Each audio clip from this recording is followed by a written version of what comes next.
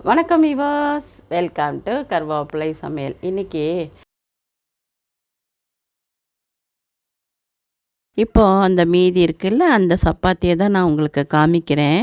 இந்த சப்பாத்தியில் நான் கொஞ்சம் கேரட் போட்டேன், ஓமம் போட்டேன், லைட்டாக மஞ்சப்பொடி போட்டு பண்ணியிருக்கேன். பார்க்குறதுக்கு கொஞ்சம் நல்லாயிருக்கும், கலரும் நல்லாயிருக்கும், சாப்பிடவும் நல்லாயிருக்கும். இந்த மாதிரி நீட்டாக கட் பண்ணி, அதாவது என்னென்னா டைமண்ட் ஷேப்பில் கட் பண்ணணும். அதை இந்த மாதிரி கட் பண்ணிக்கோங்க. அது எனக்கு கட் பண்ண வரலன்றதுனால நான் கொஞ்சம் கையில் எடுத்து கடகடன்னு கட் பண்ணிட்டேன். அதாவது எனக்கு அது ஈஸியாக இருந்தது. உங்கள் சாய்ஸ் தான் அது, நீங்கள் கட் பண்ணுறது. வெரைட்டிஸ் உங்களோடது, என்ன ஷேப் வேணும் என்னன்றது. சில பேர் மெல்லிசாட் நீட்டாக கூட கட் பண்ணுவாங்க. இப்போது நம்ம பாண்டி வச்சிட்டோமா, கொஞ்சம் எண்ணெய் ஊற்றிட்டோமா, எண்ணெய் காஞ்ச உடனே கடுகு போட்டுட்டோமா, கடுகு வெடிச்சிடுது. அதுக்கப்புறம் கொஞ்சமாக பட்டை போடுறோம். பட்டை கண்டிப்பாக சேர்த்துக்கோங்க, அது ஒரு ஆன்டி ஆக்சிடெண்ட்டாக வேலை செய்யும். அப்புறம் கொஞ்சமாக பச்சை மிளகா போட்டிருக்கோம், ஏன்னா 2 சப்பாத்தி, அதனால் கொஞ்சமாக பச்சை மிளகா, கொஞ்சம் மஞ்சப்பொடி, கொஞ்சம் ஜீரகப்பொடி, இதெல்லாம் போட்டுட்டோமா. ஒரு சின்ன வெங்காயத்தை நைஸாக கட் பண்ணி அதை சேர்த்துக்கோங்க.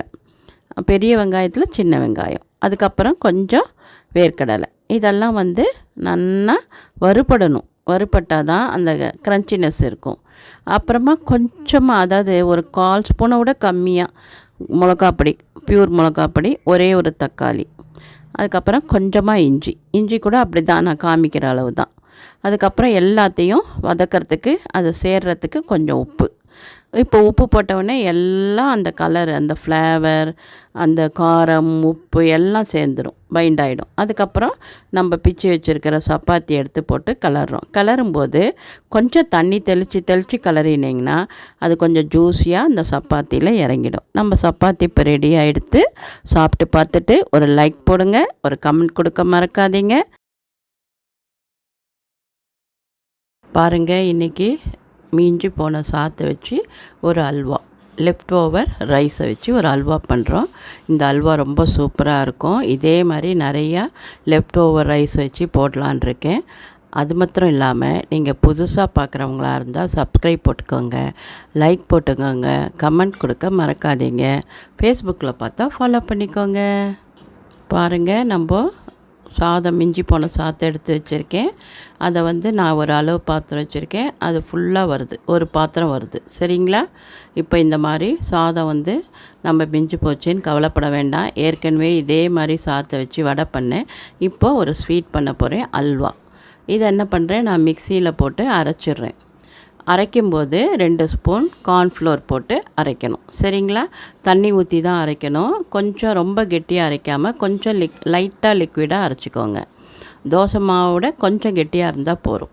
இல்லை தோசை மாவு அளவுக்கு கூட நீங்கள் அரைச்சிக்கலாம், தப்பு ஒன்றும் இல்லை. ஏன்னா கொஞ்சம் கலர்றதுக்கு லேட் ஆகும், அவ்வளோதான். இப்போது நம்ம சூப்பராக அரைச்சிட்டோம் பாருங்கள். வெறுமூணாக அரைக்கணும், எந்த கட்டிலாம் இருக்கக்கூடாது, எதுவும் இருக்கக்கூடாது. சூப்பராக அரைச்சிட்டோம். இப்போ நம்ம என்ன பண்ணுறோம், நம்மளோட அதே பாத்திரத்தில் ஒரு பாத்திரம் நாட்டு சக்கரை போட்டிருக்கோம். இந்த நாட்டு சக்கரை கரையிறதுக்கு அந்த பாத்திரத்தில் ஒரு தண்ணி ஊற்றிருக்கோம். இப்போது இது ரெண்டும் நல்லா கரையும். அந்த தண்ணியில் நாட்டு சக்கரை நல்லா கரைஞ்ச உடனே நீங்கள் வடிகட்டி எடுத்துக்கணும், சரிங்களா? இப்போது கரைஞ்செடுத்து இப்போ நம்ம வடிகட்டிடுவோம். வடிகட்டிட்ட பிறகு திருப்பி எகெயின் அடுப்பில் வைக்கணும், சரிங்களா? பாருங்கள், இந்த மாதிரி வடிகட்டிட்டிங்கன்னா லைட்டாக ஏதாவது இருந்ததுன்னா மேலே நின்றுடும். இப்போ அந்த பாத்திரத்தை அலம்பிட்டு அதே பாத்திரத்தில் நம்ம வடிகட்டிருந்தால் ஊற்றிட்டோம். இப்போ இதில் என்ன பண்ணணும், ஏலக்காய் 1 ஸ்பூன் போட்டுக்கிறேன். உங்களுக்கு தேவை இருந்தால் வேறு எசன்ஸ் கூட நீங்கள் போடலாம், சரிங்களா? இப்போ ஏலக்காய் போட்டாச்சு, அடுப்பில் வச்சாச்சு. இப்போ நான் என்ன பண்ணியிருக்கேன், பாதாமும் முந்திரியும் மிக்சியில் பொடி பண்ணி போட்டிருக்கேன். அப்புறம் நம்ம அரைச்ச விழுது இருக்கு இல்லையா, அதையும் இதில் சேர்த்துடுறோம். என்னென்ன சேர்த்துருக்கோம், நாட்டு சக்கரை, 1 டம்ளர் தண்ணி, அப்புறம் ட்ரை ஃப்ரூட்ஸு, ஏலக்காய், இப்போ அரைச்சது. இதை பொறுமையாக நீங்கள் கலரணும். மீடியம் ஹீட்டில் வச்சு கலரிட்டே இருங்க, அது நல்லா மிக்ஸ் ஆகிடும். பயப்படாதீங்க, அப்படியே கொஞ்சம் கொஞ்சமாக கலரினீங்கன்னா எல்லாம் சேர்ந்துடும், வேக எல்லாம் சேர்ந்துடும். அதனால் பொறுமையாக ஒரு 10 நிமிஷம் நீங்கள் எடுத்துக்கிற குவான்டிட்டி அளவுக்கு நமக்கு டைம் ஆகும். அதே மாதிரி நல்லா நீங்கள் ஒரு அல்வா பதத்துக்கு கெட்டியாக அப்படி எடுத்து ஊற்றினா அப்படியே அல்வா மாதிரி கிளாஸியாக இறங்கும். அந்த ஸ்ட்ரக்சரே மாறிடுது பாருங்கள், ஒரு கிளாஸி லுக் வந்துடுது பாருங்கள். அந்த மாதிரி வந்ததுன்னா உங்களுக்கு நல்லா வெந்துடுத்து, சூப்பராகிடுது, ரெடி ஆகிடுது அப்படின்னு அர்த்தம். அவ்வளோதான். இதை என்ன பண்ணணும், நீங்கள் சூடாக இப்படியே கூட ஸ்பூன் போட்டு சாப்பிட்டுக்கலாம். அப்படி இல்லைன்னா நாங்கள் அல்வா மாதிரி தான் கட் பண்ண போகிறோம் அப்படின்னா, இந்த மாதிரி ஒரு பாத்திரத்தில் அழகாக நம்மளோடதை எடுத்து போட்டு லைட்டாக அழகாக ஷேப்பாக தட்டிட்டு லைட்டாக எண்ணெய் போட்டோன்னா அது கொஞ்சம் ஒட்டாது. அதனால் நெய் போட்டு நான் தட்டினேன். மேலே ட்ரை ஃப்ரூட்ஸு உங்கள் சாய்ஸ் நீங்கள் தூவிக்கலாம். இதை ஒரு 3 மணி நேரம் ஆற விடணும். இல்லை ரெஃப்ரிஜரேட் பண்ணிவிட்டு எடுத்து கட் பண்ணிங்கன்னா சூப்பரான அல்வா நமக்கு ரெடி ஆகிடும். ரொம்ப நல்லாயிருக்கும் டேஸ்ட்டு. நீங்கள் செஞ்சு பார்த்துட்டு சொல்லுங்கள். ரொம்ப நல்லா இருந்ததுன்னு வைங்க. கண்டிப்பாக எல்லாருக்கும் ஷேர் பண்ணுங்கள். செஞ்சு பார்த்துட்டு உங்கள் கமெண்ட்டை சொல்லுங்கள்.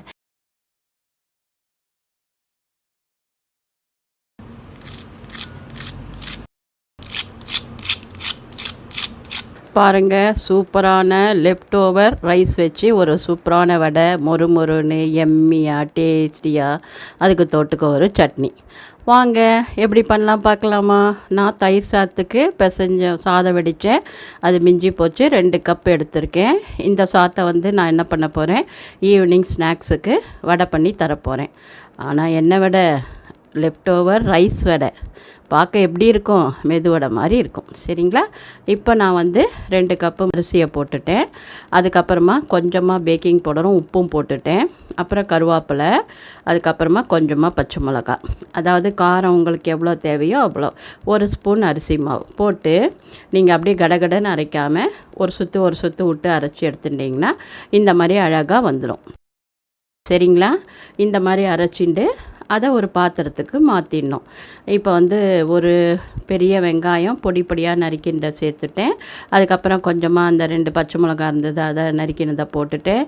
2 ஸ்பூன் அரிசி மாவு போட்டாச்சு. ஏன் அரிசி மாவு போடுறேன்னா, கொஞ்சம் ஈரமாக இருக்குமா, அது கொஞ்சம் நல்லா ஊறிட்டு அந்த அரிசி மாவு அதோட பைண்ட் ஆகி நமக்கு தட்டுறதுக்கும் நல்லா அந்த தோசை இது என்ன மாவு சொல்கிறது, சப்பாத்தி மாவு பிசைஞ்ச மாதிரி வரும்.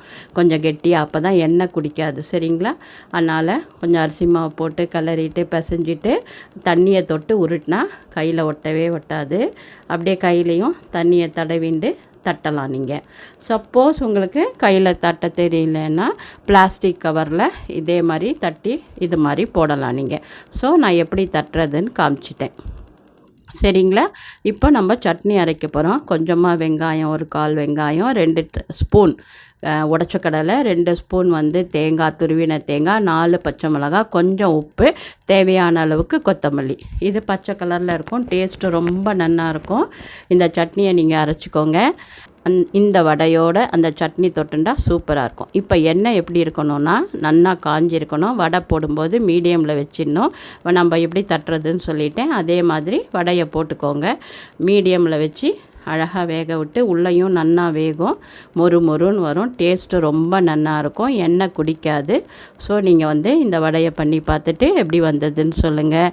சாப்பிட்றதோடு நிற்காமல் ஷேர் பண்ணுங்கள். ஃப்ரெண்ட்ஸு ரிலேட்டிவ்ஸ்க்கு என்ஜாய் பண்ணுங்கள்.